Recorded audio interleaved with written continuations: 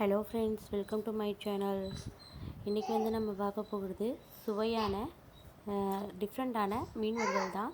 இது ரொம்ப ஈஸி. இது எப்படி செய்யுதுங்கிறத வாங்க ஃப்ரெண்ட்ஸ் வீடியோக்குள்ளே போய் பார்க்கலாம்.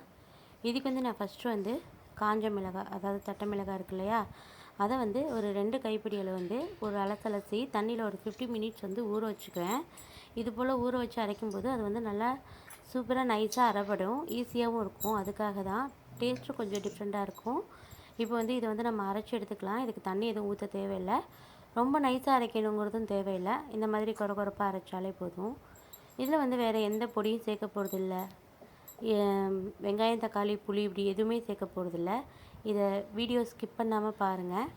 இதை ஈஸியாக செய்கிறது தான், பாருங்கள். இதோட வந்து ஒரு ஸ்பூன் மிளகு வந்து காரத்துக்காக போட்டுக்கிறேன்.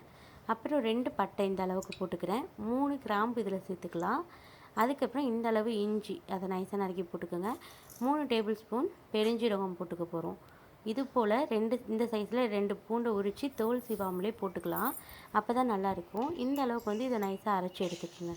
இதுக்கு தேவையான அளவு மட்டும் தண்ணி ஊற்றுங்க, நிறையா தண்ணி ஊற்றாதீங்க, கொஞ்சம் கொஞ்சமாக தண்ணி ஊற்றி அரைச்சிக்கோங்க. இதுதான் ரொம்ப முக்கியமானது. இப்போது இது வந்து கருவேப்பிலை, இது வேணும்னா ஆட் பண்ணிக்கிங்க. கருவேப்பிலை சேர்த்து அரைக்கும்போது டேஸ்ட்டு வேறு லெவலில் இருக்கும். இது மீன் வறுக்கும் போதே வாசனை கமகமன்னு இருக்கும். இதோட ஒரு அரை ஸ்பூன் மஞ்சள்தூள் போட்டுக்கோங்க. இப்போ இதை திரும்பி நம்ம அரைச்சி எடுத்துப்போம் நைஸாக. இந்த மாதிரி நைஸாக அரைச்சி எடுத்துக்கோங்க. அவ்வளோதான் ஃப்ரெண்ட்ஸ், நம்மளோட மீன் மசாலா ரெடி ஆயிடுச்சு. இந்த சேனல் உங்களுக்கு பிடிச்சிருந்ததுன்னா லைக் பண்ணுங்கள், ஷேர் பண்ணுங்கள், மறக்காமல் கமெண்ட்ஸும் பண்ணுங்கள். இந்த வீடியோ பார்த்துட்டு உங்கள் ஃப்ரெண்ட்ஸ் அண்ட் ஃபேமிலிக்கும் ஷேர் பண்ணி விடுங்க. இப்போ வந்து மீன் ரெடி ஆயிடுச்சு, நான் வாஷ் பண்ணி வச்சுருக்கேன். இப்போ மசாலா வந்து மீனோட ஆட் பண்ணி ஒரு 1/2 அன் ஹவர் வந்து அப்படியே ஊற வச்சிடலாம். அப்போ தான் வந்து அந்த உப்பு காரம்லாம் இறங்கும். இது வந்து மிச்சமான மசாலா, இது கைப்படாதது. இது வந்து நான் ஃப்ரிட்ஜில் ஸ்டோர் பண்ணி வைக்கிறேன். 1 மந்த்துக்கு வந்து இந்த மசாலா கெட்டு போகாது. நான் வந்து விறகடுப்பில் தான் இன்றைக்கி மீன் வறுக்க போகிறேன். இது போல் செய்யும்போது வந்து மீனோட டேஸ்ட் வந்து செம்ம டேஸ்டியாக இருக்கும். இப்போ மீன் ஃப்ரை வந்து ரெடி ஆயிடுச்சு. பார்க்கவே சூப்பராக இருக்குது, திங்கணும் போல் ஆசையாக இருக்குது. அவ்வளோதான் ஃப்ரெண்ட்ஸ், சுவையான மீன் வறுவல் ரெடி ஆயிடுச்சு. இதே போல் உங்கள் வீட்டில் செஞ்சு பாருங்கள். எப்படி இருக்குங்கிறத கமெண்ட் பாக்ஸில் மறக்காமல் சொல்லுங்கள்.